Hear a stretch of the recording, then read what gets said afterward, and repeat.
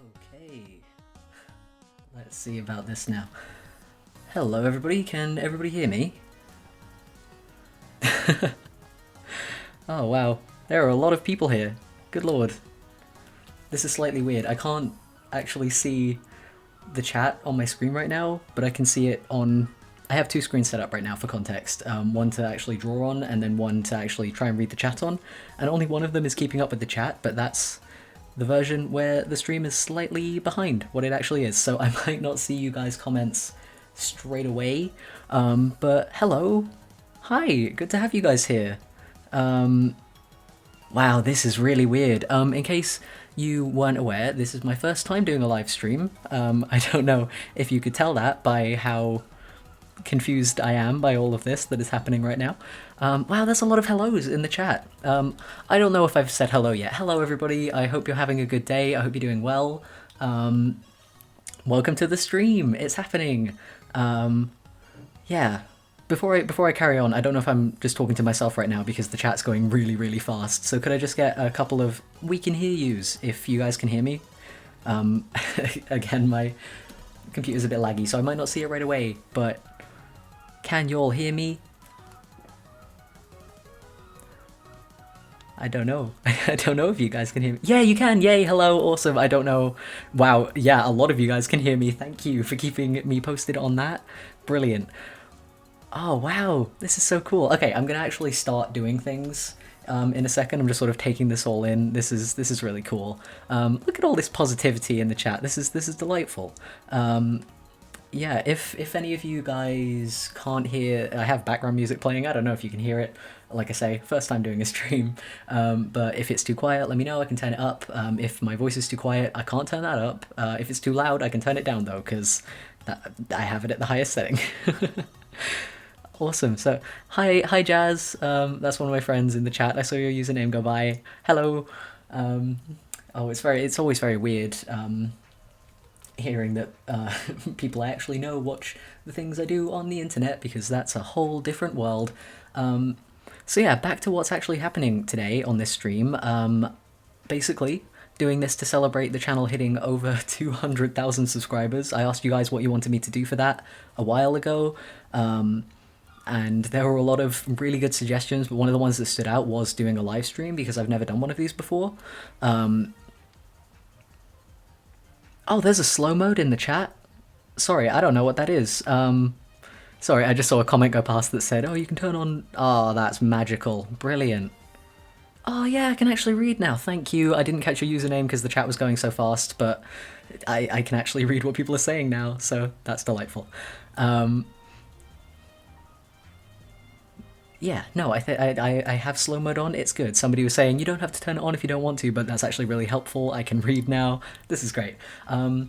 God, I've said I'm going to start doing things about 3 times now and I haven't yet. But yeah, back to the context of what's going on. You guys all basically gave a lot of really good suggestions for what you wanted to sort of see happen for a 200,000 subscriber celebration, and then I was really, really busy, and now there are 227,000 of you, so sorry for the delay. I can't keep up with how fast you all appear, so hopefully this is going to be worth the wait. Also for this stream, hearing some birds outside just reminded me, my setup today for audio is a bit different to how it normally is for videos. Normally I record audio inside my sort of makeshift sound booth, which I think I've mentioned in a video before. It's not a sound booth, I just throw blankets over my wardrobe doors, which is very professional, but you know, it does the job, it blocks out sound, because I don't have an office, I just sort of work from my room, which is in a residential sort of area that's surrounded by seagulls who love to make their presence known. So if you hear any extraneous background noise today, it's because I'm at my desk so that I can actually draw while I talk to you guys. And yeah, screaming seagulls, probably going to happen. Screaming children, probably going to happen, because I think a neighborhood member is having a barbecue. I heard a shrill sort of earlier, so apologies if any of that comes through, but I can't really do anything about it at the moment. We're going to just do our best. So yeah, gonna get started on some actual drawing stuff today. I asked you guys on Instagram, I believe, what you wanted to see drawn for this stream, and overwhelmingly, most of you guys wanted to see high hopes, low rolls, which I was really happy about because I love to draw that. If any of you guys don't know, High Hopes Low Rolls is an animated series that myself and some very lovely people, some very good friends of mine, are working on to create that sort of tells the story of the Dungeons and Dragons campaign that we all play through. We have got an episode of it, episode 0, online already. I've put a link to that in the description of this stream if any of you guys want to check it out. But check it out once the stream's over though, because we would miss you terribly if you went and left us right now. But yeah, so gonna draw a couple of characters from that, and I thought I would, now that I have slow mode turned on, thank you again, whoever it was that suggested that. Hopefully I can answer some of you guys' questions in the chat, and I thought I could just sort of answer a couple of questions that I see in the comments of my videos a lot. Mostly regarding colouring and the sort of tools I use and stuff like that, but for the most part, we're just going to have a wee doodle. I'm probably just going to keep on rambling like this the entire time, and hopefully we're going to have a good bit of fun. So yeah, let's start off. Guys in the chat, before I just start drawing something, do you have any characters in particular that you want to see drawn out of High Hopes? I feel like I might, I might know... I might have an idea of the kind of suggestions you guys might make, but again, my chat's a bit laggy, so if you, yep, that's about what I expected. Awesome. So we're gonna start off with my character from the campaign, who it seems like a lot of you are familiar with. His name is Paddy. He is a wood elf. He's a rogue. He's an arcane trickster type rogue specifically, which is pretty fun to play. And yeah, I think I've definitely drawn him in speed paints before, but hopefully it'll be interesting to actually see how I draw him in real time. I also realize now I've had so much adrenaline like in the past 20 minutes trying to get this stream set up, because I was like, is it gonna work? Is it gonna be terrible? Is it just going to crash? Is my computer going to crash? Is a seagull going to crash through my window into my face, killing me instantly? Anything could have happened, and I was a little bit all over the place. And in the midst of that, I feel like I have just forgotten how to draw. So this is going to be a journey of discovery for all of us, I think. Do you ever have that? Do you ever have those days where you're just like, what if the most ridiculous thing happened and completely scuppered everything I'm trying to do today? Because it might. You never know. The universe is a big place, and you know, birds might just fly into your face out of nowhere. You don't know. You know, here's another fun fact, in case you couldn't maybe guess from my very roundabout way of talking. I have ADHD, so apologies again in advance if anything I say tends to just go in a fucking weird direction, because that is entirely likely to happen. So anyway, art tips, I suppose. Now that I'm actually drawing, I feel like I'm in the swing of it now. So whenever I'm doing sketching, I tend to do it with this tool right here, the marker tool. It doesn't really matter. A lot of people ask me what size brush I use, and I always feel like that's kind of a weird question, because it really depends on what you're drawing, how fine you want the lines to be, and everything like that. There's like a bunch of different factors, right? And it also depends on what size canvas you use. Typically for art prints and stuff, I tend to just use the A4 preset that they have in Paint Tool Sci, which is the program I'm using. That's another question I get a lot, is what program do you use? It's Paint Tool Sci. It's a very good program. I would recommend it to anyone. But yeah, again, with pen size and stuff, it doesn't really matter unless you want something very specific. But especially when you're doing sketches and stuff, it doesn't matter what size pen you use, because you're going to ink over it anyway. So I just sort of use whatever I have on the settings. It might change from the last picture I've done into this one. I just use whatever. But it's very handy, the marker tool, for doing sketches, because... Sorry, I keep getting distracted because I look in the chat and some of my friends are in there. Because I met up with them earlier today. They're lovely folks. Thanks for tuning in, guys. Stop playing me out loud in the car. Pay attention to the road, guys. Jesus. Anyway, I was talking about something. It was art, I expect. Oh, forgotten his little mask. That's something else. Do you ever just forget how to draw your own characters? Because I do, all the goddamn time. I always forget, like, one detail or another. And then I just sort of look at it like, oh, something's a little bit wrong here, and then takes me another, like, day or two to realise, like, oh, I forgot to give them a nose. Or, you know, some other defining feature. Rub out the hair. This tool right here, eraser tool. I feel like I probably didn't need to explain that, but, you know, clarity is very helpful. I get the feeling that this stream is going to end up kind of like a Ross Noble stand-up show. Like, I don't know if any of you are familiar with Ross Noble. He's like a comedian. I've watched a couple of his shows online, but he's fucking all over the place whenever he talks about stuff. It's very entertaining. He did like an entire segue about if you tried to put a jumper on an owl, just because of an offhand thing he said, and he derailed his entire own show just talking about, imagine if you put like a little fluffy jumper on a barn owl, and it was hilarious, but it definitely wasn't what he originally came there to talk about. So hopefully, if I keep going on tangents like this, as I expect I will, it won't be too annoying, and hopefully entertaining instead, or at least, you know, morbidly interesting, like a car crash you can't look away from.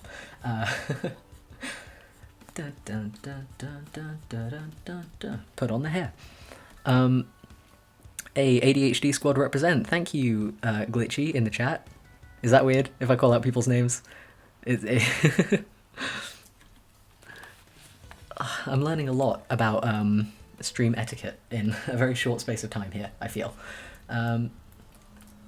So another thing with Paddy here, I tend to, like, I know what kind of face shape he has in my mind. Like, he's an elf, like, he's pretty youthful. So I tend to try and give him, like, a bit more of a rounded face, kind of, you know, just kind of, like, he's not old looking, he doesn't have, like, a square jaw, he's not, like, hard set, because that's the kind of character he is. Like, he's just kind of chill, and just a lad, really. But a lot of the time when I'm actually sketching him, I tend to give him a way squarer face than I intend. And I keep forgetting that, like, I'm supposed to be talking in a coherent sentence structure, because I keep looking at the chat and just getting distracted by reading all the nice comments. So thank you guys for all of them. Also, Jesus Christ, I just looked up at how many people are watching right now. Ooh, that's a lot of people. That's 1,000 people. I don't know that many people. I don't know anyone who knows that many people. That's a lot of people. Huh. So, actually, that's another point of order. Just before we carry on, I just realised I've been swearing a little bit since the stream went live.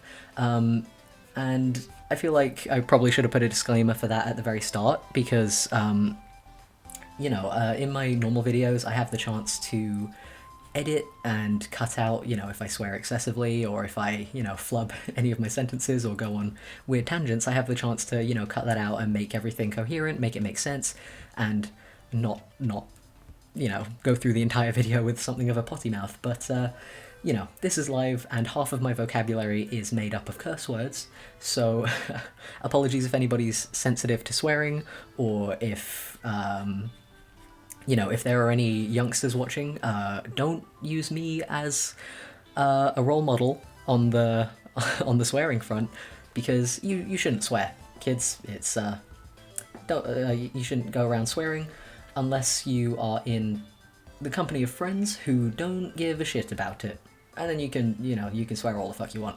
What was I talking about before that tangent? Thank you, Ramina. Let ABD illustrates curse. That's a hot new hashtag. I like the sound of that. I didn't catch your username, but somebody else just said, swear, we want to hear it. Fucking hell, man. It's quite intense. Somebody else right now saying, OMG, so much floof. And yeah, Paddy here is quite a floofy boy. But There we go. A lot of the time in my initial drawings of Paddy, and here's some fun inside information about his early days of his design. So his cloak, which I love to draw right now, like all of this part and the... and again, because the stream's lagging, I don't know if I'm pointing to it as I'm saying it, but hopefully you'll see me gesturing wildly in a second. But like the hooded part on his cloak, like the fluffy bit, it used to be actual like fur, because when I started getting into D&D, that was the only sort of visual like illustrations of characters I saw. They all had like fur on their cloaks and stuff. But as I began actually playing Paddy in the game, and as I sort of like got to know my own character better and sort of the way I wanted him to present himself, it ended up that these bits were actually like leaves, because he ended up having like I'm a hoe for a good aesthetic, right? So he ended up having a very strong aesthetic of like autumn leaves and stuff, and I've talked about this in videos before as well, but that sort of reflected in his magic and in his costume, and his shoulder is huge right now, because I'm half paying attention and half drawing. This is quite weird. I don't normally talk when I draw, and I feel like I am currently discovering why that is, because a lot more of my brain is occupied right now than it normally is, and it's quite a strange experience. What did I just do? I selected invert instead of clearing my selection. Ooh, that's something I'm going to get onto in a little bit, so if I forget when it comes to doing the colouring of this in a second, remind me, because I want to tell you guys stuff about the selection tool, because that's something else that I get a lot of questions about, and something else that I keep forgetting how to use, because once again just then, I forgot to deselect my working area. A good job. Oh wow, also, thank you Minty. Oh my gosh, thank you. €10. I forgot that I had the thing where you can like chuck some coin my way switched on during this stream. I just sort of like switched all of the recommended options on when I started this stream. I didn't actually expect anybody to send anything in. That's really generous of you, thank you. And your comment is, I said it before and I'll say it again, your voice is so nice. We'll be drawing at the same time. That's awesome. I hope your drawing is going really well. And they've also said hopefully at least a little as good as you. I'm sure your drawing is brilliant, Minty. Thank you so much. That's really nice of you. Alright, so getting into the face. One thing before I start the face, while I have a train of thought before I put my pen to paper again, because as soon as I start drawing, I'm going to lose my train of thought. I know myself. I feel like we're all sort of getting to know my... how quickly I can get derailed as this goes on. But when you're drawing a face, especially, here's a little tip and trick. If you're on a digital drawing software, you have this little thing up the top where you, or at least on this drawing software, in other ones the tool might be someplace else, but inside there's a little button up here where you can switch your canvas direction around, and it makes it so much easier when you have your canvas flipped to see what exactly it is that's making it look a little off, or what maybe isn't quite right about it. And by flipping it right now, I'm seeing that once again it is this shoulder. I have really managed to flub that. But that's fine, because you can just put a quick little transformation on it. It's very handy. Because I draw digitally so often, sometimes when I am doing like drawings on paper and stuff, I'll forget that I don't have like transformation tools and hotkeys and stuff like that, and I'll try and like undo my last pen stroke, but it's like, it's on paper, I can't bloody do that, that's not a thing. So I think a lot of the time I end up just sticking to digital, because I'm like, okay, I know my workspace here, like, we're cool, we're Gucci. So, for the face as well, I tend to start... Man, where do I tend to start? That is the question. This is another thing where, because I'm talking out loud and doing it at the same time, I've kind of forgotten my own process with these kind of things. Like, normally it's just like bam bam bam, done in whatever order that I usually do it, because it's so second nature. But yeah, right now I'm just like, man, how do I do anything that I do with every waking hour of the rest of my life? There we go. I normally start with the nose, and then sort of shade it in, kind of like I think the way I learned how to do noses was by reading, or at least this kind of nose, was by reading Naruto when I was younger, because they always had that sort of like shadow on the nose, which gives it a bit of depth, which is quite nice. But Don't. Here's another tip: don't just learn from one source material if you're trying to learn how to do faces and stuff. Like, look at a bunch of artists that you like and a bunch of series that you read and stuff like that. And take your favorite pieces from each of them, or study different sort of attributes from each of them, and then it'll make it a lot easier to sort of figure out what style of drawing works for you the best. Ooh, also, oh my god, bloomin' heck, guys, there's a lot of you who have done that donatey thing. Oh my goodness, how. So I also, fun fact, I am really bad at accepting generosity, so this is all a lot, and I'm probably gonna react like annoyingly gratefully to all of this, but I am really, really grateful because, like, I can't even, like, accept birthday money from my grandparents without being like, oh no, take it back. Like, this is really nice. Thank you guys. So we've got a comment here from Trash. I love your username. That's a big mood. Oh, you sent one in earlier. I'm sorry. I only noticed them like when I noticed them. Sorry about that. But yeah, it says, but yeah, I love your videos. Also, you swearing has made my day. Thank you. I'm very grateful and relieved to hear that me cussing has been such a positive experience on this stream. So we've got another comment here from Sylveon17. Hello, Sylveon. This one says, you are definitely an inspiration to me. That is really nice, thank you. I find it very surreal that I would be in any way inspiring to anyone, because, like, I'm just a dude. I'm just here drawing an elf, as you do. But that's blooming lovely to hear. Thank you so much, dude. Oh, and there's another one here as well. Hello from Russia, you amazing dude from I Broke My Life. Hello, I Broke My Life. That's you guys. You have all got very, very relatable usernames. That's quite impressive. There we go. Cool. So, sorry if ever I go like in the middle of this, it's because I'm like trying to tap on my other screen and see you guys' messages in the chat. There we go. Here's something else that's that I tend to have trouble with, that I think a lot of people tend to have trouble with, and this is another thing that I've talked about in videos before, is matching the eyes up, getting the eyes on a character to actually align and look okay. So a lot of the time when I am sketching, as I am still here, like, I've got my sketch layer right here. I've only got the one layer on the piece, so it's the only layer you can see, which I should actually rename real quick. There we go, sketch. But when I'm doing eyes, I will draw the eye closest to the camera. So in this instance, it's this one, because the other one, obviously, he's facing this direction a little bit. So this one here is a little bit further away. So I tend to make sure this one looks alright, the first one that I've drawn, and then I will make a new sketch layer just for this second eye so that I can transform it if I need to without disturbing the rest of my sketch. So, you're going to see the real struggle of trying to balance out a face. With that thing I said that losing the power of speech here. That's delightful. So what I said earlier about learning from, like I said, I learnt the nose sort of that I've drawn here from Naruto, and learning from different sources and all of that jazz. Something else that's really helpful is either saving those pictures that you take as reference and sticking them up near your workspace, or what I did when I was younger, because we didn't own a printer, which is hold a piece of paper up to your computer screen and trace them by hand and then pin those up by your workspace. I find that is especially useful because then you get used to the sort of movements and stuff that went into drawing whatever you're drawing in that particular pose.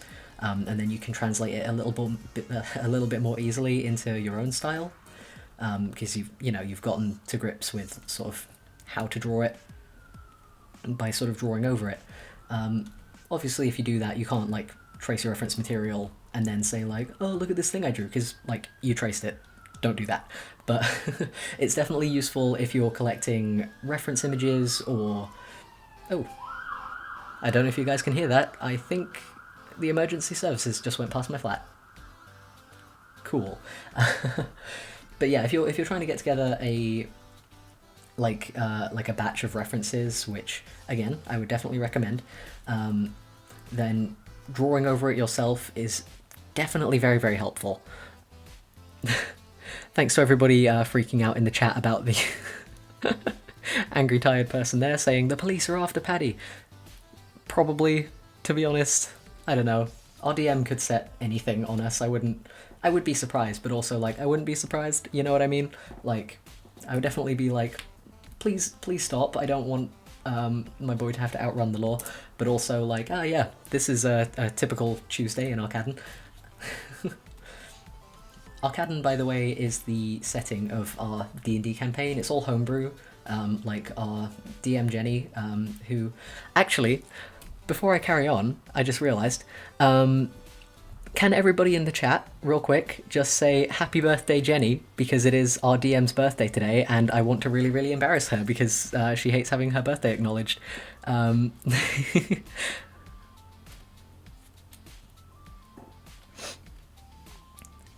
Yay, thank you guys!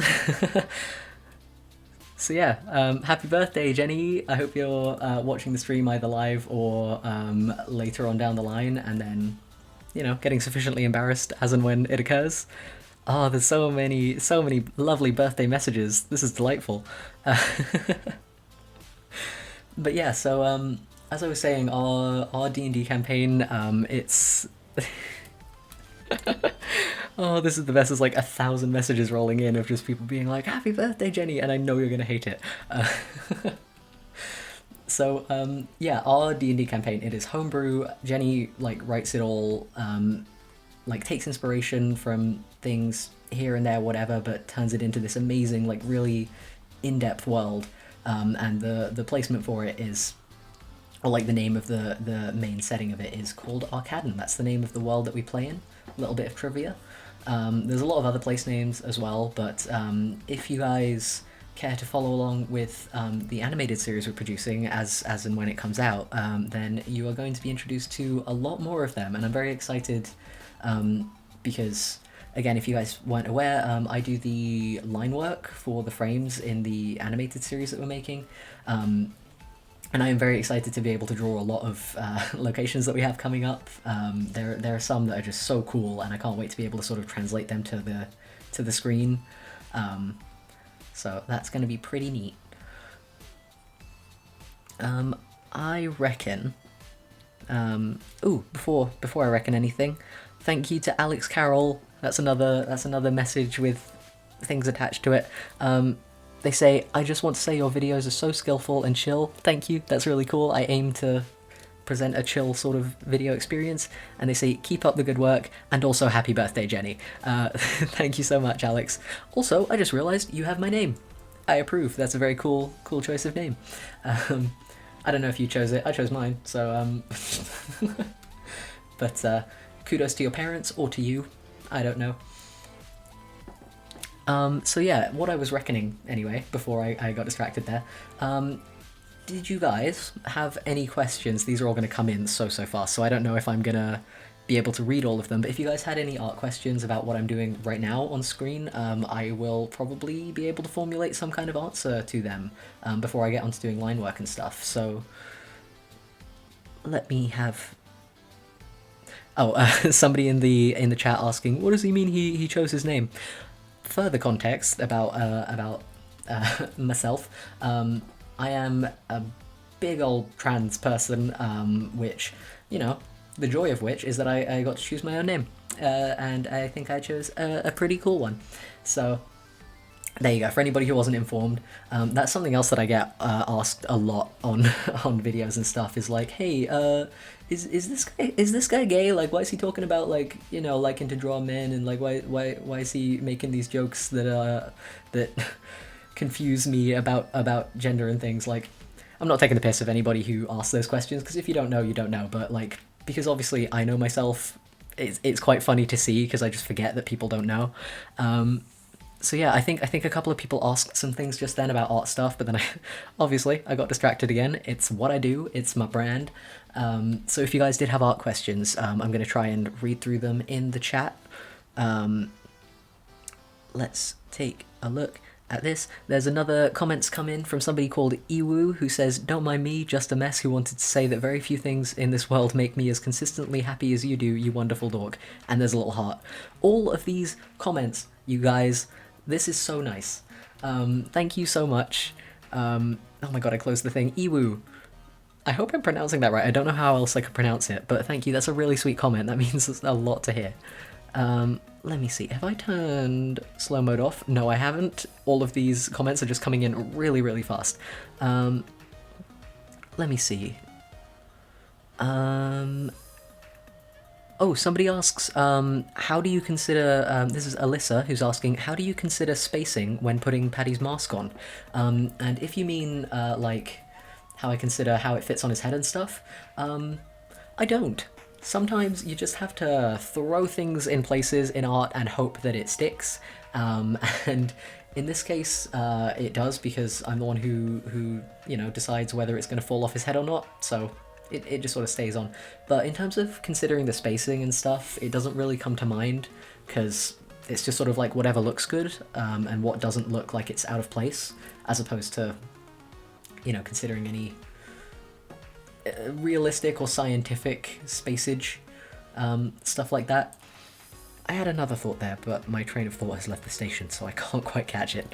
Dun dun dun dun dun dun dun dun.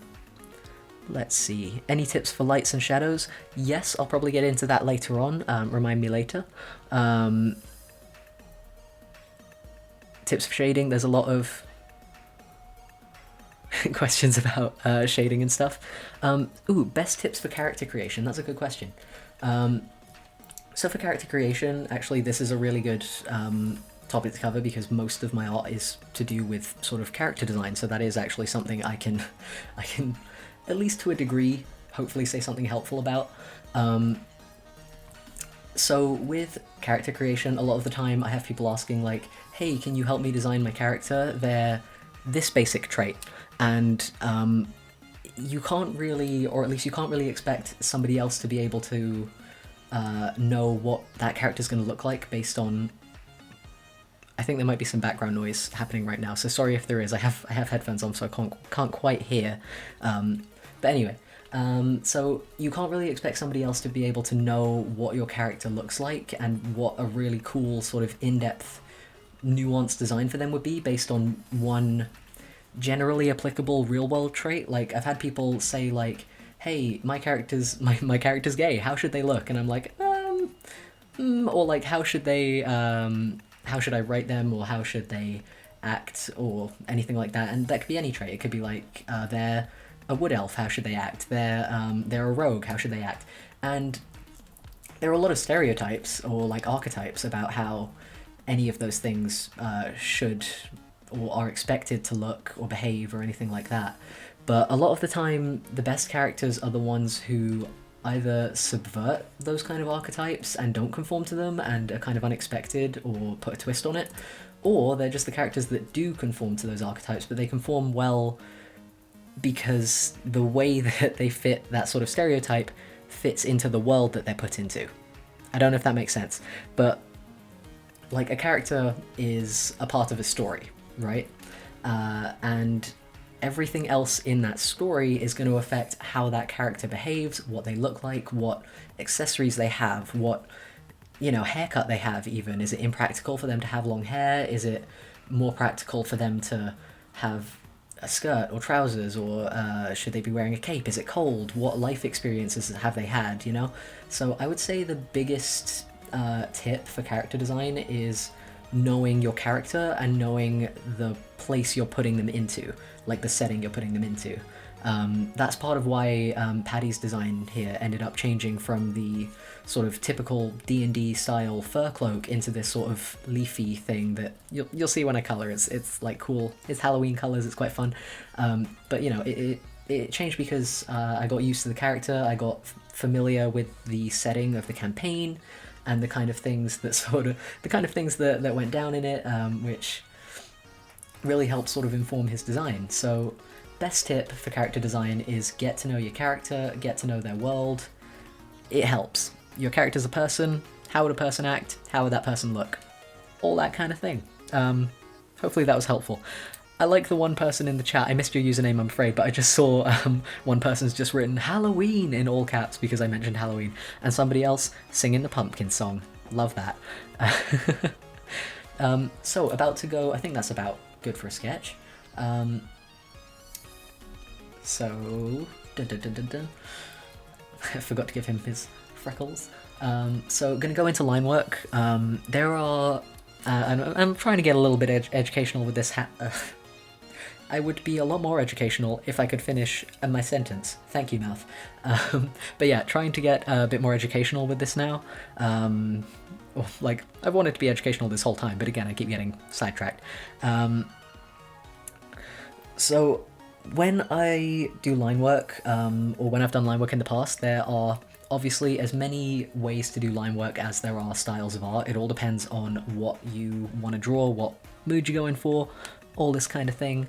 Obviously, same kind of thing as what I was saying with characters as well. It's like millions of types of characters and millions of ways that you can draw them, really. But one I've been using recently is just like using the pen tool. I don't know if this is going to be a little bit too small. No, that's fine.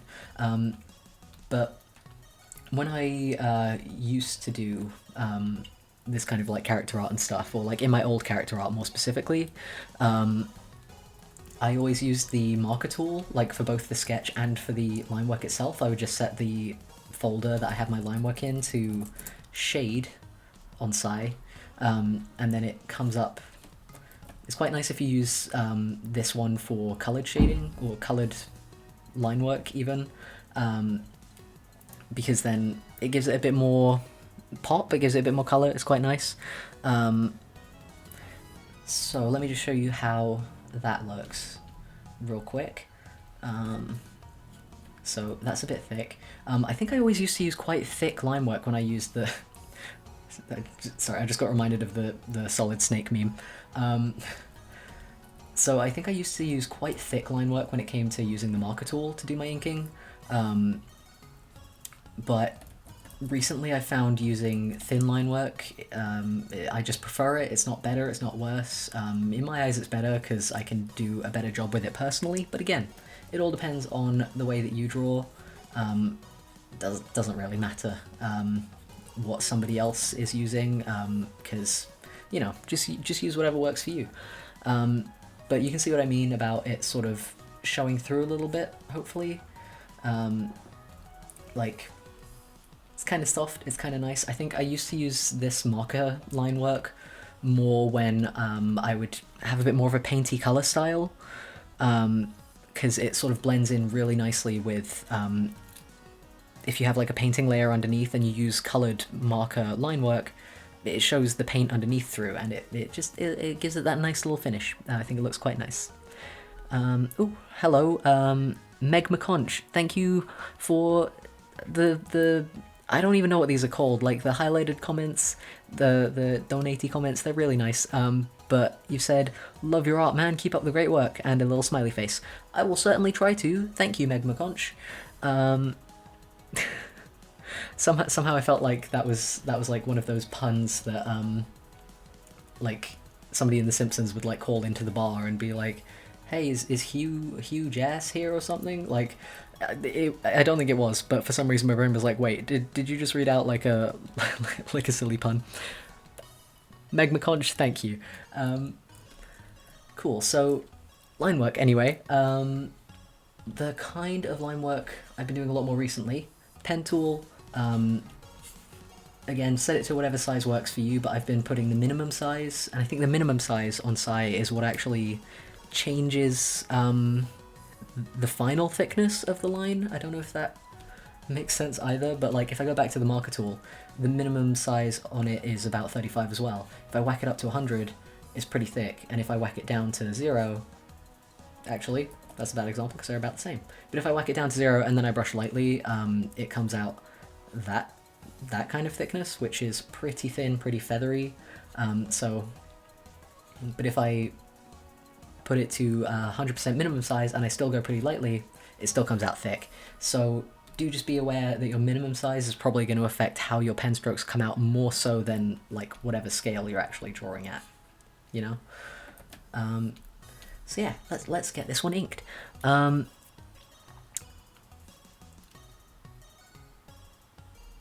Just taking a look at the chat now, right? Sorry. Let's see. How to make characters not basic. I mean, I think that's kind of what I covered before. Really, it's because like Paddy here, he started out pretty basic because I only had the sort of typical things I'd seen in D&D as inspiration, right? And that's going to be the same for a lot of you guys out there who are designing characters yourselves. I think like you've got these, you've got the art in the player's handbook and the art you see online of people drawing their characters, which a lot of it has also been inspired by stuff in the player's handbook or in Lord of the Rings, The Hobbit, anything fantasy style like that.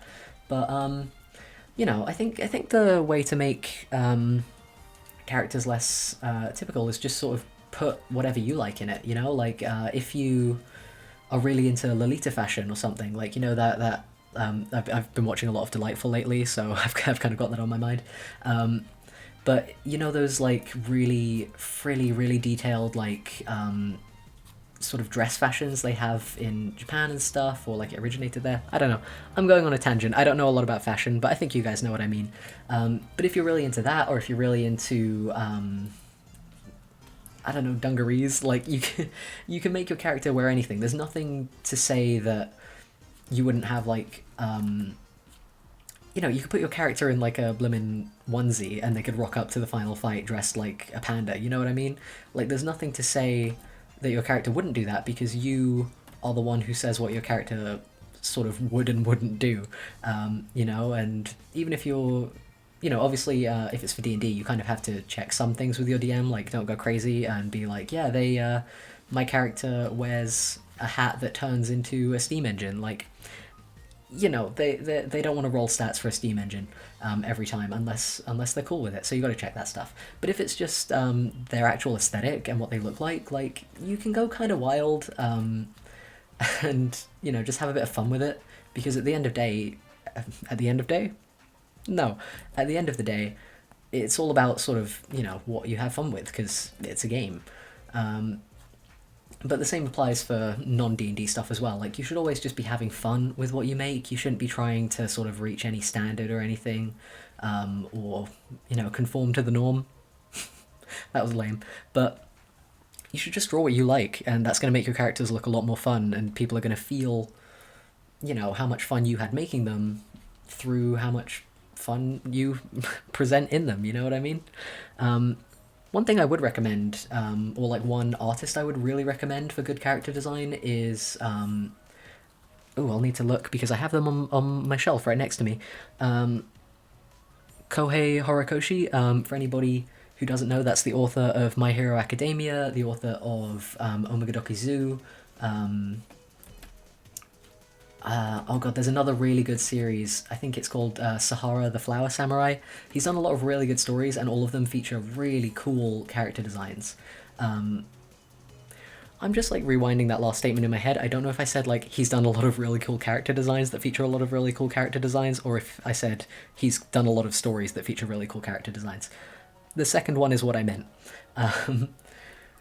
So if you, I think Omegadoki Zoo especially I would recommend, because that's the first story of his that I read, that I got sort of introduced to, just by it came up on my recommended on a manga site. But all of the characters in that are really cool. They're like, it's about like a zoo where the animals turn kind of humanoid at night, and it's like a battle manga, and there's really cool fight scenes, and it's very clever. But the designs in that are really cool because you can really tell what animal they're based on, even though they're humanoid.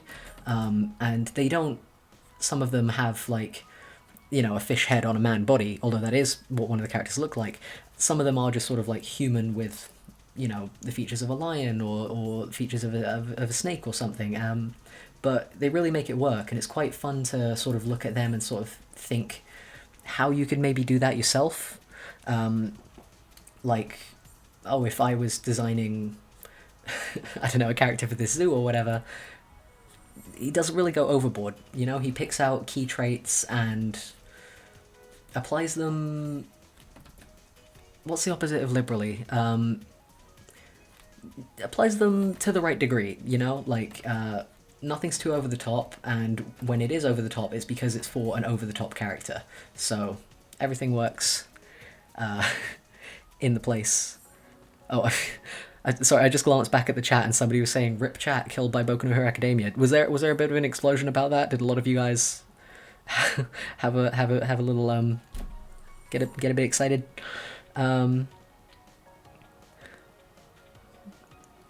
Yeah, subtly, I think was the word I was looking for. Thank you guys for the recommendation in the chat. Oh, just got another comment in. It says, from I'm unoriginal. I'm sure you're very original. It says, you are the reason I play D&D. Thank you so much. Thank you, dude. That's awesome. Ever since doing like my first sort of D&D art and stuff, like my first speed paint of High Hopes, where this character came from, I've had so many people messaging me and like messaging the team and everything, just being like, hey, you guys are the reason like I play D&D now, and it's really cool to hear that, because like D&D plays a really big part in sort of, it's why I met some of the best friends I've ever met. If you guys are still watching, hey, getting pretty sappy. I love you guys. But yeah, D&D is like what brought me and some really good friends together, and I'm super grateful that it's sort of become such a big part of my life. And hearing that other people have gotten so into it as well, because they've seen like the stuff I've posted on here and that we've been making, it's really cool, you know. Just hearing that, you know, people are having the chance to make cool memories and tell stories with friends and like live through those stories, which is, I think, an experience really unique to D&D, because it's not just storytelling, it's not just a game, it's I don't know, it's not like I was about to say it's not like anything else, but there are a bunch of different RPGs out there that also are storytelling in real time with your friends, where your actions have consequences. But you know, outside of sort of tabletop RPGs and those kind of things, there isn't any other medium like it. It's so fun. But hi Jazz, I love you too. Sorry, my friend's popping up in the chat again. Aw, thank you guys. Here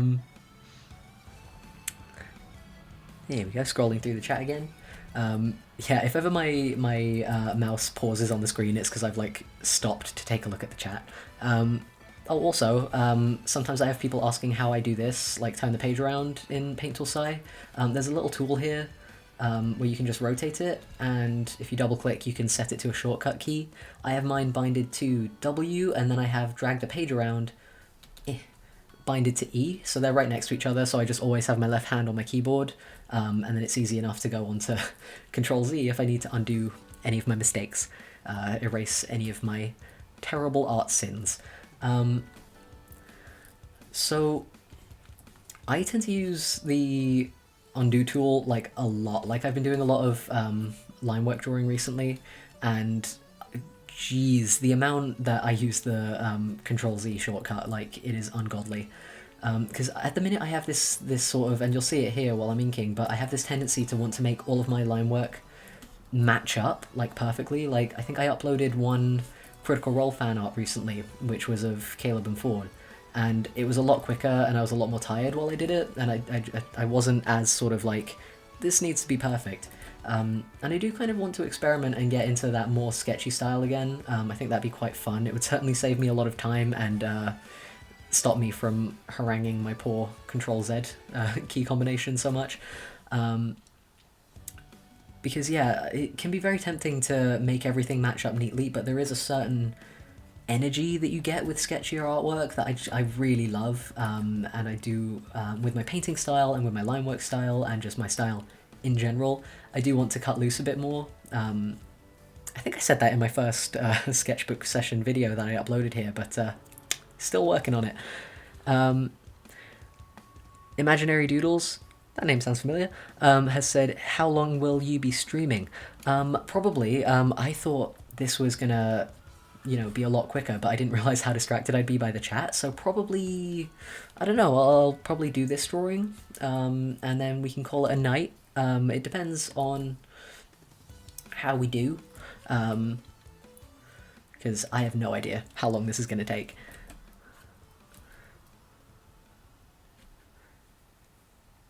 Somebody in the chat asking, have you ever imagined, and this is quite an interesting question, have you ever imagined Paddy or any of your characters as the opposite gender, or even drawn it? That's an interesting question, because, like I said before, I'm an entire trans man, and I do get a lot of people asking, like, oh my gosh, you should draw this person as the opposite gender, and I have no harm, no foul about all of that. Like, I think it's quite fun, it's quite interesting to see the takes that other people can have on swapping, because I tend to just be like, oh cool, they're trans now, or like, that's my mindset, because that's sort of the mindset I've lived through. But like, I can't speak for the rest of the guys on the team. They might not mind that kind of thing. I'm sure like we'd all find it interesting, but like Paddy, no, I haven't ever imagined, and I don't think I'd want to see any gender bends of Paddy, because like he's a very close to my heart kind of character, and I wouldn't want to inflict the sort of troubles of being trans upon him, like he's just out here living his life. It's cool. And I'd also feel kind of weird if I saw him like as a girl. Like, I've had people ask, like, you should draw your avatar as a girl, and I'm just sort of like, oh, I've been there, done that, honey. I don't really want to do that.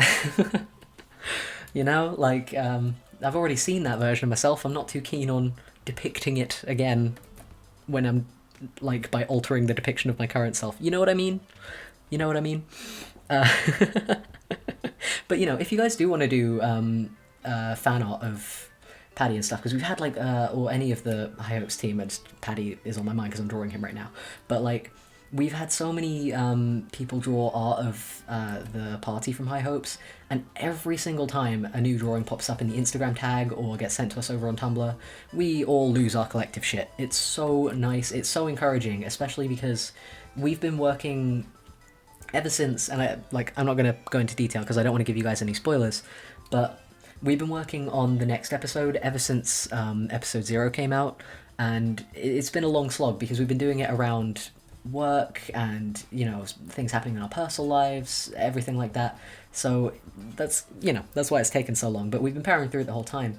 And every time somebody's made fan art, it's just given us this, like, burst of motivation and just made us all feel, like, super, super happy. And it's just, besides that, it's just so cool to see, like, the way everybody else, or like all of you guys, draw these characters, and like what traits of theirs like you guys pick up on, everything like that. It's that's one of the coolest things that's come about from doing all of this.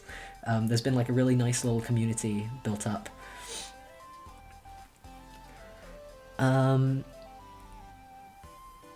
Let's see. Sorry, I'm just scrolling through the chat again. I think Show Death summed it up there. Paddy with boobs equals very confused. Emotions of ABD illustrates. Yeah, that about... That's wonderful.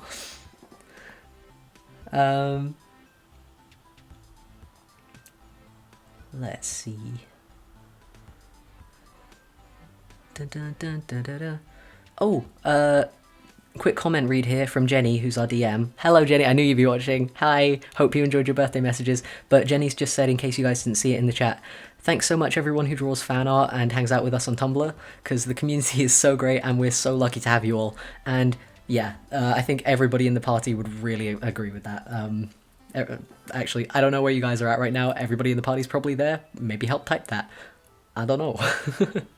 But yeah, definitely, it's just so fucking cool. And on that note, music change.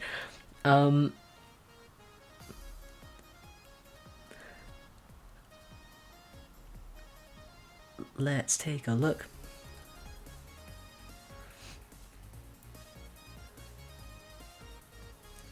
Ooh, that's a cool question. If your D&D group was in a steampunk environment or world or whatever, what would Paddy more likely take as his profession or class? I think this comes back to what I was saying before about you can sort of do whatever, like you shouldn't be bound by genre. I don't know if I phrased it exactly like that, but like what I was saying earlier about how like you could be playing a classical D&D campaign and have your barbarian rock up in a panda onesie. You know what I mean? Like even if it got translated into a steampunk world, like that's a cool design to think about. Like I would love to see that, but I don't think the classes would have to change. I think it would just be fun to translate sort of what they're good at already into whatever's applicable in the world. I also say that because I don't know what happens in steampunk sort of settings really. The closest thing I've seen of that kind of thing in media is probably Treasure Planet, and that's more solar punk. Which, by the way, just I have no follow up to this statement, but Treasure Planet is a fucking good movie.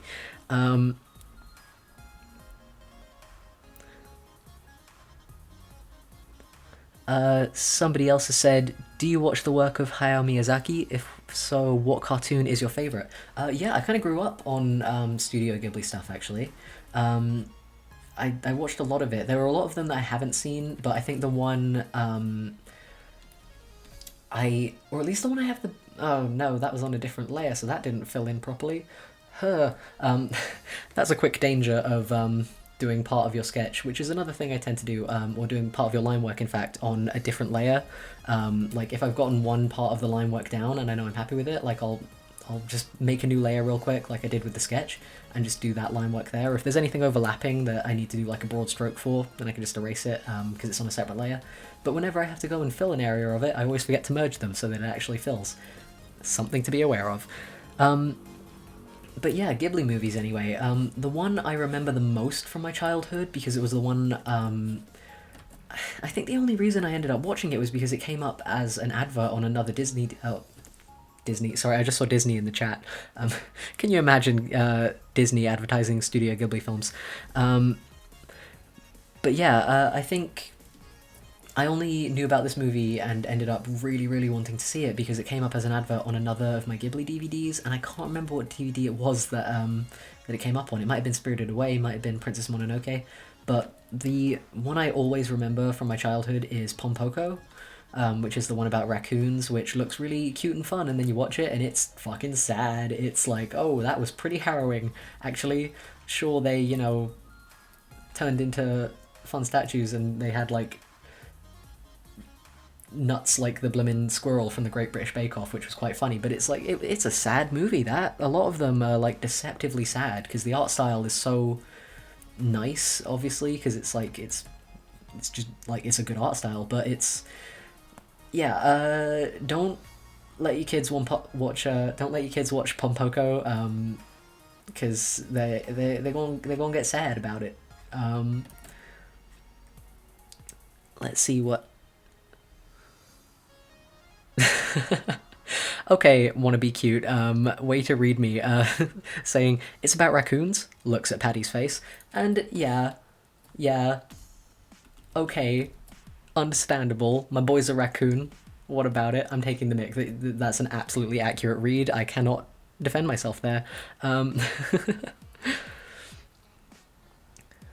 Somebody else saying Grave of the Fireflies, man. Yeah, I couldn't get through that movie. I watched, like, again, I tried to watch it when I was young, but then I tried to watch it again when I was older. I could never get through more than 10 minutes. It's like, you get 5 minutes into that movie, you are just slapped across the face with just sorrow. It's pretty heavy stuff. It's a very good movie from what I've heard, but it's sad, and I can't do that with movies. It's like, dude, at least throw in a talking raccoon in there at some point. Like, I can't get through it. Um,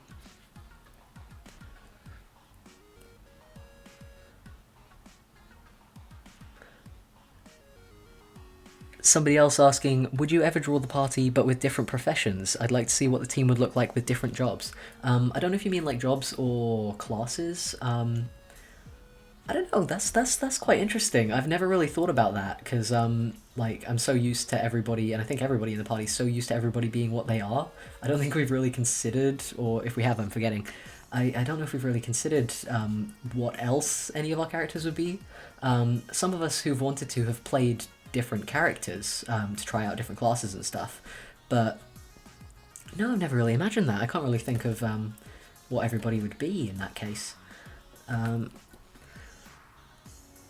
Oh, shout out to everybody who's drawing as well along with this. That's quite nice. I hope you're having a good time with your drawings. I hope they are not going horribly awry. I feel like that's the most sincere art wish I can put out there for you. A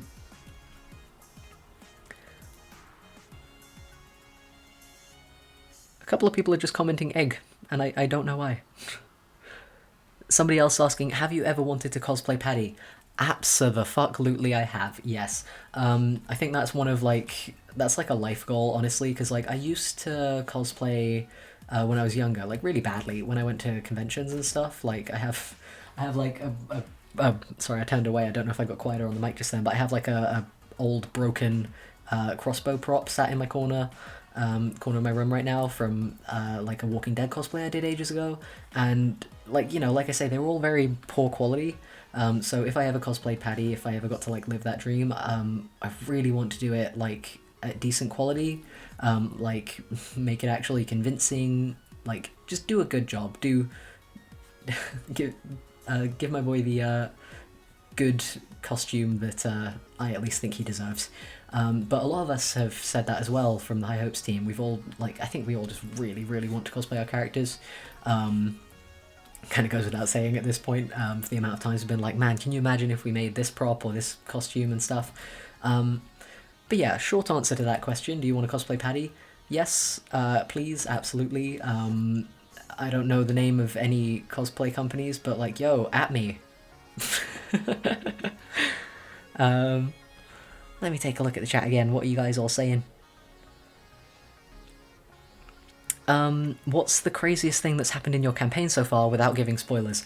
Sorry to say, my dude, there is no way to tell you all of the, like, crazy in every sense of the word, like, crazy epic, crazy just batshit insane, crazy what the hell just happened. Like, there isn't really a way to tell you guys all that without spoiling anything that hopefully we're going to be able to get to in the series itself, that I'm pretty excited if we manage to get to in the series itself.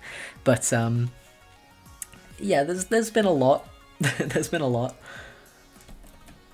Here we go, let's try and do some of this face. So back into some art tips. I'm not going to look at the chat for a quick second while I just focus on the face right now. But like I was saying before about doing different things on separate layers, or like if you're happy with one part of the drawing or of the line work, then just make a separate layer real quick to work on another bit, and then you can merge them later. Especially pertinent when I'm doing a face. I always tend to do that on a different layer because then I can like, transform whatever I've done so far on the face, and it's just isolated. It's just that, like, I won't accidentally like stretch his entire head out over this way. So yeah, I also, when I'm drawing mouths, I always leave that little, or I tend to, like, I have a habit of leaving that little split in the middle. I don't know why, it's not necessary. Again, like I said before, you don't have to adhere entirely to somebody else's style if you think it's weird. Like, if any of you are watching this trying to get tips and tricks, it's just like a habit I picked up. I don't really know why. Alright, now with eyes, sometimes I change the pen size to be a bit bigger just because, like, eyelashes and stuff. Doesn't always work because the minimum size, it tends to look a bit nicer when the minimum size is smaller than whatever's on this top bar, but if I went that thick over here, it'd just be huge, so I'm not going to do that. Just going to stick to a small brush.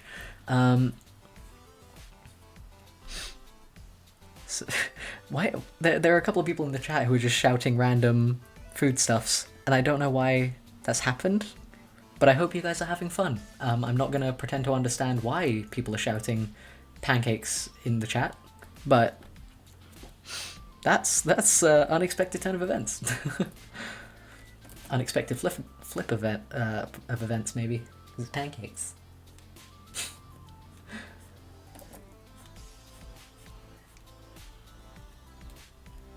There we go.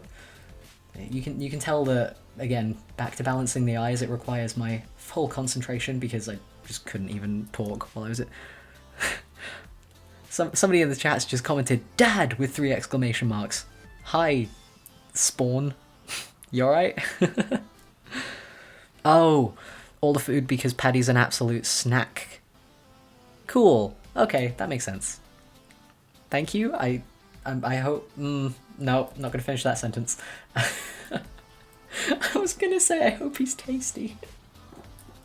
Oh no. We had a whole thing of that today.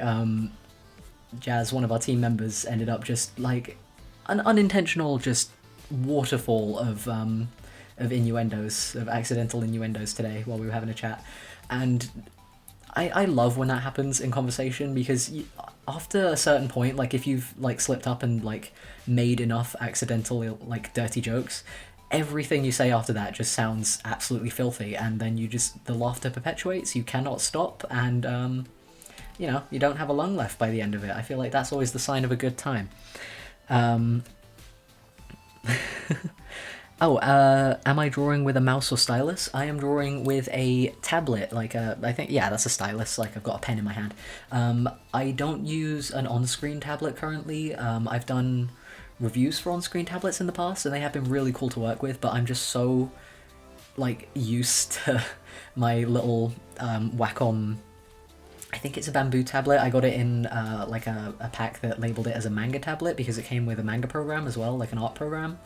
But I think it's just a little Wacom bamboo. It's like the size of a half sheet of A4, and it was pretty cheap. I was able to get it like while like just saving up like my birthday and Christmas money for a little bit. So if any of you guys are looking to get a cheap tablet that's good, I definitely recommend it.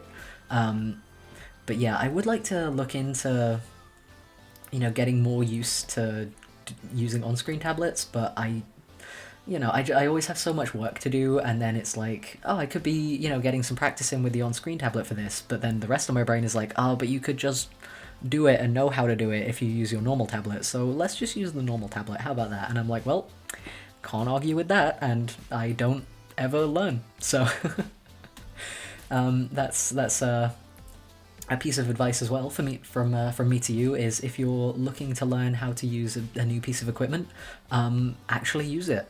That's step one. Somebody else is asking, have I ever studied in art school? Yeah, that's actually where I met the rest of the High Hopes team, like the guys I was mentioning before.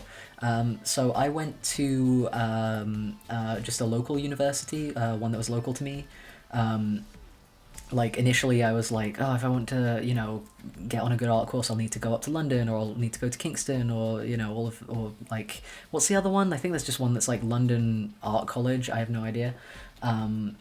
But in the end, I just sort of went to the place that was most convenient for the commute, and it ended up being really good. Like I looked into the course as well, but it ended up being really good for the kind of work I wanted to do because they were very focused on helping you develop your own art style. I think I'm not going to say that everything about it was great because we had to do an essay as part of the course and nobody enjoyed that. But yeah, if any of you guys are like, oh, should I go to art school or whatever, like you don't have to at all. Like there are tons of artists who do really well having never gone like further than secondary school, or some even past secondary school, anything like that. But if you are still finding your art style, if you want to try and learn a couple new things under professional tutelage, yeah, you can go to art school. You can go to an art dedicated university, but it doesn't have to be anywhere fancy. It just has to be the place that works best for you, or that you think would suit what you're looking to do. Because yeah, I have a lot of I've had a lot of people ask me in the past, quite worried about sort of they don't know what they want to do for education, and it's like, just do what you want, do what you like, do what you enjoy, and do what isn't, do what suits your situation as well. Because like I said, I got the one that was closest to me because I didn't want to have to move house, and like the commute was really easy. So, just take a look around, pick them how you see it. I feel like that statement kind of trailed off because I started looking at the chat again, and I got a little bit confused. Somebody else in the chat saying, self-taught artists, where you at? Hi, over here. Because even though I did just say like, yeah, I went to art school and stuff, that was after just sort of teaching myself the bare bones of drawing during secondary school when, I took art in secondary school, but they didn't teach the kind of art that I went to uni for, like this art that I'm drawing now, like illustration kind of stuff. They were like, you need to learn how to paint, you need to learn how to look at this orange and translate it into a beautiful watercolor. And I was like, this orange is somehow purple now, help. So, you know, that wasn't quite for me. So in my free time at home, I would spend like every day just drawing and, like I said, finding my own reference pictures and learning and making terrible anime OCs, or, you know, they're terrible now, but at the time I was like, this is the best. So, yeah, that's another thing of like why, if you're self-taught, you don't need to go to uni, it's only if you want to, all that jazz. I keep saying all that jazz. I think it's because I keep seeing my friend's nickname in the chat, or I did before. I'm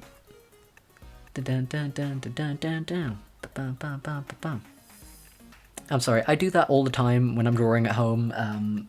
Just generally, like I always have my headphones on. I'm always listening to stuff. I'll just end up like whistling along or just going like da da da da da da da. And I just forgot that, like, oh, I've got a microphone 2 centimeters in front of my face right now. I'm not the only one who can hear me doing that. Yeah, thank you to everybody picking up on the orange is somehow purple now. That wasn't even an exaggeration. Like, I don't think it was an orange. I think it was a human face study. But I tried using acrylic paints to put in subtle shading on a face, and they ended up looking like a Muppet gone horribly wrong. So yeah, that's line work done anyway, awesome. So just gonna put in here's mask. I've been wanting to play around with a couple of, like, because on Sai you have these like brush textures that you can use, and also these canvas textures that you can use. I am not entirely familiar with them at all, but they sort of, oh, I like that one though. Oh, that's nice. But they can sort of help apply texture, and because this shadow on Paddy's face is like face paint, I keep meaning to like do that with texture applied, but I haven't had the time to like go through and find like one that I like that's like the set one for that, so we're just going to use a normal brush, because we're basic. There we go. Put on the mask. Nobody cared who I was until I put on the mask. Is that Batman? I don't even know. Like, I'm just... Ooh, I've reached the point, guys. I have reached that point in the day where, or in the conversation at least, where my mouth and my brain have parted ways. Like...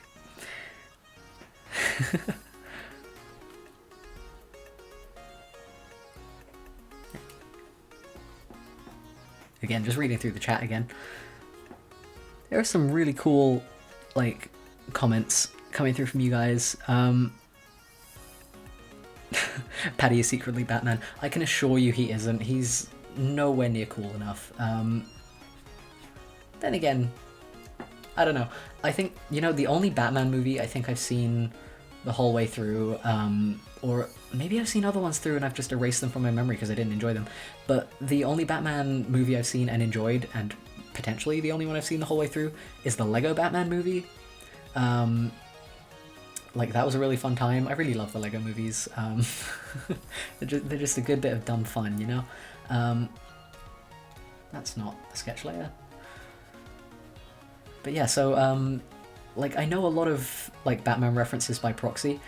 Oh, wait, no, I tell a lie. There is another Batman media production I have seen the whole way through, but that's the Star Kid musical version of Batman. So again, all the silly stuff, basically. I can only handle, like, silly Batman. All the other depictions are kind of just a bit too gritty for me. Like, I can't take them seriously. But whenever I like, hear a reference from it, like, I'm never quite sure if it's actually from Batman or if I'm just, like, making it up, or, like, if I'm just sort of remembering the wrong movie. Somebody commenting, wow, roasting your own character, like, by saying Paddy isn't cool. And yes, absolutely, I will roast the hell out of my son. Because I can, and he can't stop me. There we go. Awesome, so that is line work, all good to go. So we're getting back into art tips now, real quick. So normally, if I've done line work and stuff, I haven't merged all of this because I've got this like extra little line at the bottom, which I'm going to use to contain my colors when I put in a bit of a fill on this. So making another folder for colors. And something people ask me a lot when they see it happen in my speed paints is how I turn the whole screen blue like that. And that's just how the selection tool looks in Paint Tool SAI. So if I go into my line work layer and I select everything around Paddy, then it selects everything around him. But obviously I want to color the inside, so you may be thinking, Alex, if you want to color the inside of him, why don't you just go through selecting everything like that? And my answer to you, good person of the internet, is that that takes ages and I am impatient. So instead I select the outside, go to selection, increment it a bit, which makes it like a little bit bigger on the edges. Like if I undo that, you'll see that that edge comes back. So select the outside, go to selection, increment, makes it a little bit thicker just so that it goes over the lines, and then invert that selection, and then you've got your character selected. So I always tend to do, this is a habit from when I had a more painty art style, because it's really, really helpful to like be able to mask off your color layers, is I will make a layer that's just a gray fill that blocks out where the character is, and then if you put a layer above it and tick clipping group, and then let's get a more distinct color than that, come on, there we go. It will only apply that color even if I color over here. Unless I unclip that group, it'll only show up on top of the layer directly below it. So that's really handy, that's a good tip. I have a lot of people ask me sort of how I do that, so that's how the secret has been revealed. Hope that comes in handy in any capacity. So yeah, just gonna go through on the wrong layer so it doesn't actually select anything, because I'm a professional and I know what to do. There we go. So gonna go through, get some coloring done. I think this is just gonna be a little bit of flat color maybe. There we go. Very pale, because he's a pasty boy. One thing that some people recommend is not doing pure white for the white of the eye, but again, we're basic. It's fine. Don't worry about it. But I think that's something that my back when I was painting purple oranges and horrific mutants by accident, that was something my art teachers told me, was that like the eye isn't pure white. It's like got a bit. It's slightly, like super slightly, but it's slightly grey. Maybe it's got like blue on the shadows, stuff like that. Yeah, nothing tends to be like. Oh god, and something else for colouring, very rarely, I don't think I even have it on that setting, but on colour sliders sometimes, like these things up here, it will go white to black, and then this, like the strongest point of the colour will be like in the top corner, so you can just drag it and it's like, that's the brightest version of this colour. Don't, I won't say don't, because again it depends on art style, but like typically you don't want to be using like the brightest version of a color to color something, because it just looks way too bold, like it looks way too sharp, kind of fake, even though it's like it's fake, you're doing a drawing, but yeah, it's a little bit much. There we go.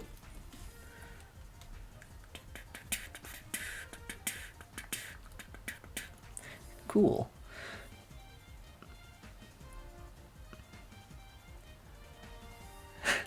I love that you guys in the chat are back on the food stuff. I look away for a hot minute and it's a whole nother world over here. Also, I keep like forgetting, because I just see in the top corner there's a little counter for how many of you guys are watching this right now. Bloody hell, like I'd expected maybe 200 of you guys to show up to this maximum. I was like, that would be quite a lot. I don't know if that's even... Ooh, I don't know if I could manage that. There's like 1,500 of you watching this right now. Jesus Christ. Ooh, got another comment come in. Hakini! Oh my goodness, hi! So glad you could join us for the stream. Quick bit of context as to why I'm so happy to see Hakini here. Hakini has been drawing a bunch of really cool fan art for High Hopes. This is another person who, like, whenever their art shows up in the tag, we just get really happy. Like, it's good to see a friendly face. I'm glad you could come along.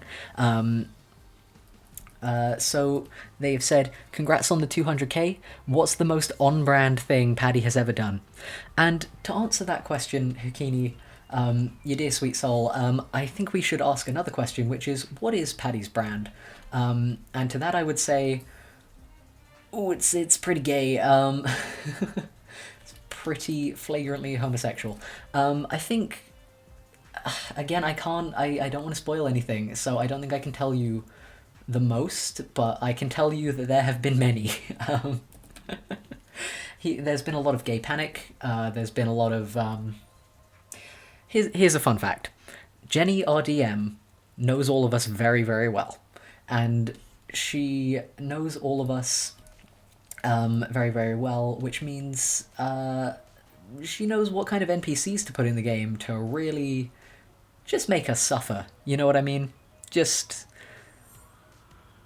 there have been some times there have been again certain NPCs come to mind which I think for numerous reasons are ones that I'm also very excited to get to in the actual animation we're making as well, but certain NPCs definitely come to mind that have brought on some very on-brand moments for Paddy, let's put it that way, and that brand, as you guys are saying in the chat, is Gay Panic. Oh, also, I don't know if it's going to be picking up on the microphone, but something that's been happening for the past few days, and I don't know why it keeps happening, is that every day around 7 a.m. and p.m., somewhere around either in my block of flats or around it from one of the neighbouring buildings, somebody's alarm has been going off, and I don't think anybody's home to turn it off because it just keeps going for an hour. That's how I woke up today. Like, I woke up an hour before my alarm because somebody else's alarm was going off. It's a mystery that I may never solve, but I hope that one day that alarm runs out of batteries, because it is really distracting, and also, like, my sleep schedule is terrible. Well, I say that. It's unorthodox, but it is routine, and that routine is that I don't get to bed until like 4 a.m., and then I wake up at like midday. So getting unexpectedly woken up at like 7 when I've gone to bed at 4. And it's always unexpected because I forget that this alarm has kept going off all week. I just sort of just wake up to the sweet, sweet mood of instant regret and mild clock-based hatred. So somebody in the chat saying you're being haunted. Don't say that, because I watch a lot of BuzzFeed Unsolved and horror like channels, so I don't want any ghosts. I probably am being haunted. If it's not picking up on the mic, then maybe it's just all in my head. Maybe it is just a demon. I don't know.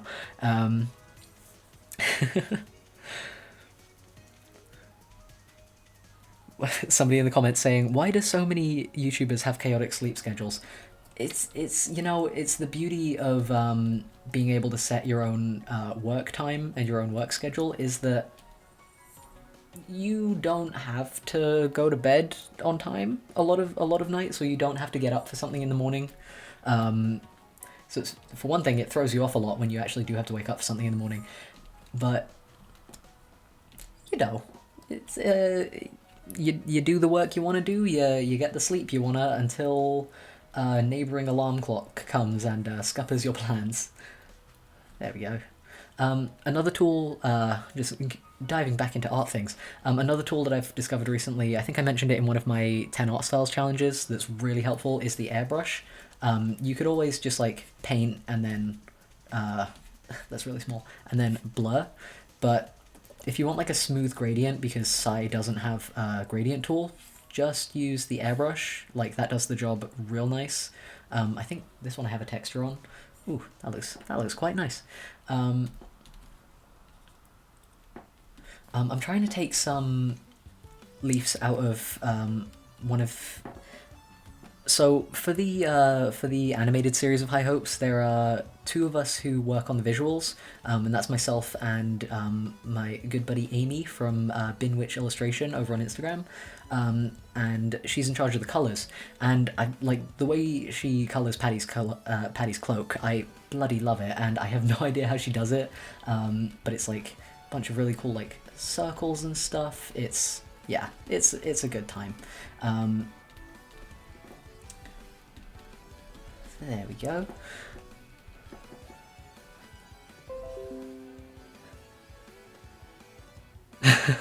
Somebody in the chat saying, I take offense to you guys talking about demons. Same, man. I didn't invoke this stuff. I'm just being haunted by it, you know? Have any of you seen that, Nope, that train of thought is completely gone. Never mind. I think I was trying to remember one of the BuzzFeed Unsolved episodes, because there was one that was like super convincing. Like they got some really good evidence of stuff, and I was just like, well, I'm not going to sleep tonight.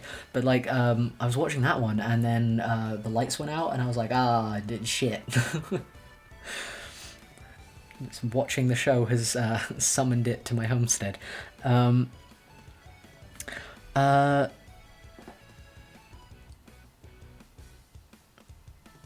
it might have been Sally House, yeah. Just in the chat. I don't think it was Dancing on Your Bridge, Goatman. It wasn't the Goatman episode, but that is like my favorite episode. Shane is just a maniac. But that's like one of my favorite BuzzFeed Unsolved quotes. Is that, and like I ended up binging it the other night, the entire, what is it, the hot dogger? Where he makes that like demented like animated story about like some hot dogs. Yeah, it's a weird one, but it's surprisingly enthralling. Like I was invested. Like there were characters, there was development, there was a lot going on. It was a very interesting old time. I think we're nearly done with this. It's quite good. It's ended up a bit a bit flatter than I normally would make it, because I'm just so distracted by like talking and like saying hi to everybody in the chat and stuff. But yeah, I think this is going pretty okay. I think I've gotten used to, because like Paddy's costume is really complicated, but I've been trying to draw more of him lately, and like actually nail down, because like certain features of his outfit tend to change every time I draw him, so I've been trying to pin down the exact way he looks. I think I'm getting there. I think I'm getting warmer, you know. I can still hear that alarm clock going off in the background, by the way, guys. I do think. You know what? Do you reckon it's going to get steadily louder every day until one day it's coming from inside the house? Do you think it's one of those kind of horrific setups? You know, the bad thing is I get so like disturbed by horror movies and stuff, so I tend to watch like even the trailers will like freak me out, but I really enjoy watching horror trailers, and I'm like, I shouldn't be doing this, because I always watch it like late at night, and like it will be late at night, I'll turn on a like a batch of horror trailers in a YouTube compilation or whatever, and I'll be like, ooh, I'm gonna regret this later, and later on I'm like, yep, that was an accurate statement, but I never stop, I just carry on. Something else I've been doing with colour on the... I should name that layer, because I couldn't remember what that was. Something else I did with the colours on the Disney speed paints I've been doing recently is using the airbrush tool again, but just to give a little bit of texture or shading to the face, even if the rest of it is flat, just because it makes it look a little bit more lifelike, especially because Paddy has that mask on, it can flatten his face a bit, or it can make him look a bit two-dimensional depending on how you blend it and stuff. So just putting a little bit of a darker shade of whatever the skin tone of the character is, or lighter, because you know, fantasy genre, there could be a lot of you know, blue characters with neon blood. I don't know, maybe they have light cheeks when they in areas where blood rises to the surface. But yeah, put a touch of... I think this is something else I picked up from watching doll repainting videos as well, but if you put a bit of blush on the nose, the cheeks, stuff like that, and then put a bit of a highlight in it by erasing that, it does just make everything look a lot more lifelike and a lot less flat. So that was something that was particularly effective on the Disney and Dragon speed paints, because they were like they took a long time, so I didn't want to do the full amount of shading on them and like do them all painty and stuff. I just wanted to, and also because like Disney, it's more 2D when they do 2D animation. It's a lot of flat color a lot of the time, so I wanted to emulate that a bit. But yeah, it's just a nice, quick, easy way to make your character kind of pop, as well as adding some extra eye shine, stuff like that. Just make them look real lively, real nice. It's a good time. That's something I want to branch out into a bit more with my painting style, is this kind of like just getting to grips with faces, really, isn't it? Because there's like the human face or the elven face or any kind of facial structure is a fucking mystery to me. Like that's one of the downsides of being mostly self-taught. Like I never went to life drawing. Like we only did life drawing a little bit when I went to art school, like when we were in university, and that was more focused on the body, and it was also like black and white. It was pencil sketches, so I've never really learned how to like realistically color a face in a more painty way. So I kind of want to look into that a bit more in future videos. Yeah, something. There we go. Need to be a bit darker, maybe. I'm not entirely sure. Sometimes you just sort of look at the work you've done and you're like, I don't know what isn't quite finished about this, but I'll just keep going until it is.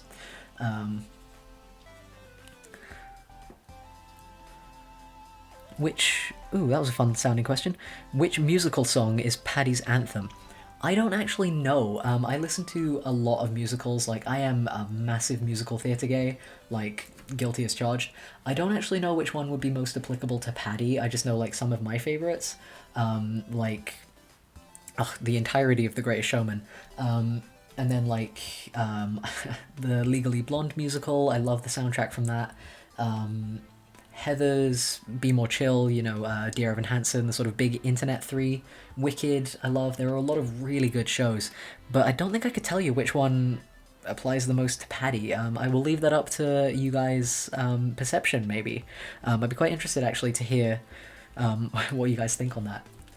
Oh man, and this is completely off topic from art and stuff, but because we're talking about musicals, I've been watching a bunch of clips of, I think his name is Jeremy Jordan, recently, because there's like a couple of clips of him and a bunch of other singers doing a bunch of musical songs where they either change the gender of the singer or the pronouns in the song and stuff, or it's just like them singing like Celine Dion, and they're really good. Like, I cannot recommend them enough. Like, they're just a real fun time to watch.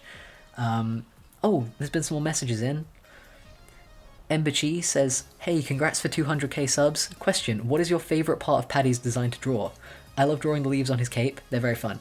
Oh, cool to hear that you've been drawing his cape, or like drawing him at all. That's awesome. Thank you, Ember Chi. So I think probably same. I really enjoy drawing his cape. I really enjoy drawing his mask as well. Like I was saying earlier, I just kind of throw it on there, and sometimes it looks wildly misproportioned, but it's always fun to put on just because it's like a fun little blank expression. I quite enjoy it.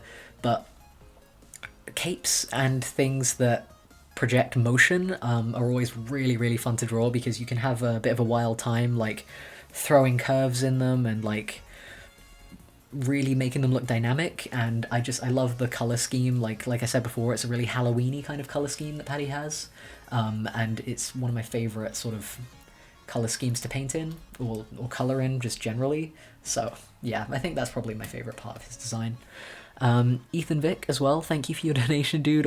Everybody who's donated tonight, thank you. Like, I just switched it on because they recommended it, but this is really generous of you. This is like awesome, thank you.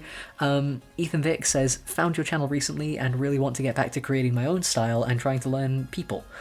So just want to say thanks for inspiring me to get back into my art. Also, your style is awesome. Dude, Ethan, thank you so much. I hope you have a good time like learning how to do people. Again, just have fun with it. Like, don't get too downtrodden if you don't get it right away, because like, honestly, you should see some of my rough sketches for things that I don't end up drawing. Like, I make so many mistakes. Like, it's very easy to like get a lot of stuff wrong.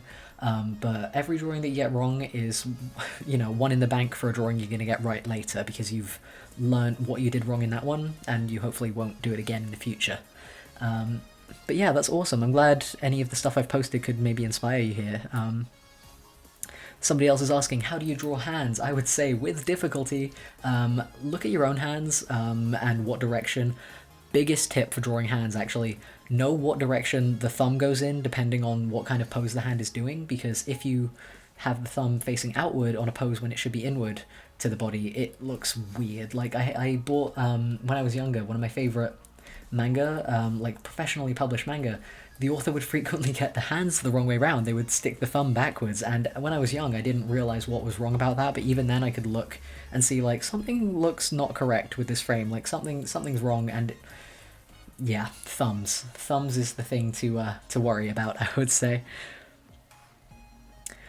Somebody else is asking, which member of High Hopes Low Rolls is your favourite to draw? I'm probably pretty biased in that Paddy is my favourite to draw, because like I'm the most familiar with his design. It comes to me really naturally because like it came from my head. But I'd say another one of my favourites to draw is actually Rook, who I think you guys would probably only have seen on this channel in the Vines video, the Dungeons & Dragons Vines video that I uploaded. He's the one who screams a lot. That's kind of an accurate summary of how he is in game and in life, and we all love it. But yeah, Rook is probably one of my other favourite ones to draw.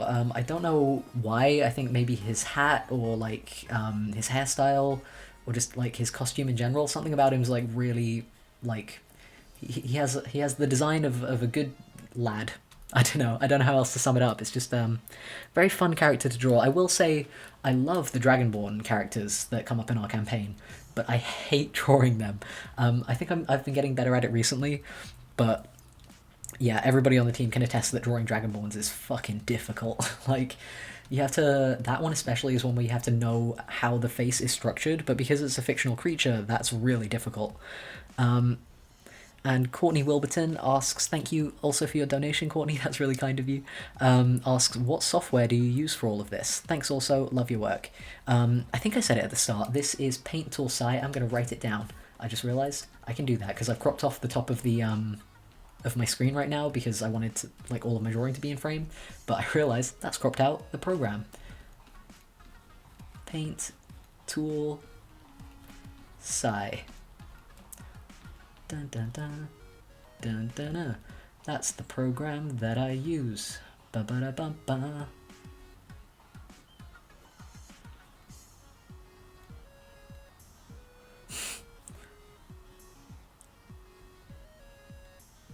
Ooh.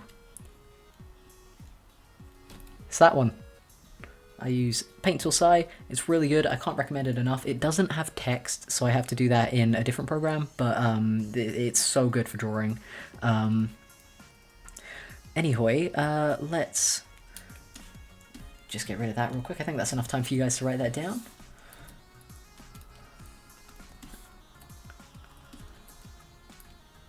And let's just crop that down a little bit. Yeah, cool. Look at that, it looks like a little sprite from like a visual novel or something. I think that's this one mostly done, actually. I don't really have anything else I want to do to this this piece right here. Just put a quick bit of airbrush on it.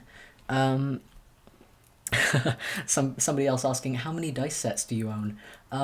Too many and not enough is my answer to that. Never enough. I just, every time I see like a set of dice, clear dice especially, like dice with glitter in it, I just snap that shit right up. Alrighty. There we go, cool. And that is one good elven lad for for the soul. So yeah, I think I can see the time that we've been running at the top of this, and it doesn't feel like it. It feels like I've been doing this for about 5 minutes, but it's been about an hour and 40 minutes.